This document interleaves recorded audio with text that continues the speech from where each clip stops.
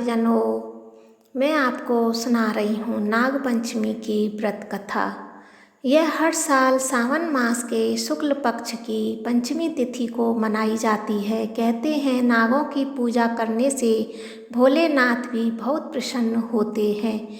इनकी पूजा आराधना करने से न केवल सर्पदोष से मुक्ति मिलती है बल्कि सभी मनोकामनाएं भी पूरी होती हैं।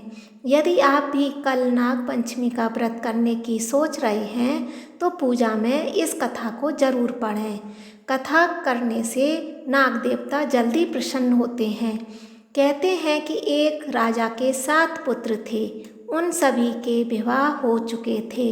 उनमें से 6 पुत्रों को संतान हो चुका था, लेकिन राजा के सबसे छोटे पुत्र को अब तक कोई भी संतान नहीं थी। इस वजह से राजा की पुत्रवधू को अक्सर उसकी जेठानी बाँझ कहकर ताना मारती थी। यह सुनकर राजा की पुत्रवधू बहुत दुखी रहती थी।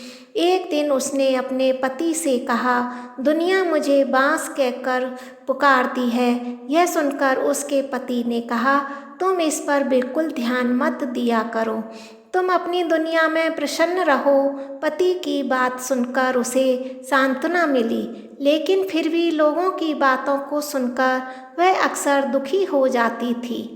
एक दिन नाग पंचमी का पर्व आ गया। चौथे की रात को राजा की पुत्रवधू को सपने में 5 नाग दिखाई दिए। उनमें से एक नाग ने उससे कहा, हे पुत्री, कल नाग पंचमी है। तू अगर हमारा पूजन करेगी तो तुझे पुत्र रत्न की प्राप्ति होगी। यह सुनकर राजा की पुत्रवधू बहुत प्रसन्न हुई और उसने अपने पति से जाकर सारी बात कही।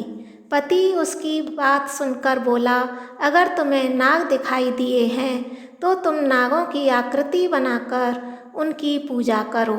सभी नाग देवता ठंडा भोजन ग्रहण करते हैं, इसलिए उन्हें कच्चे दूध चढ़ाओ।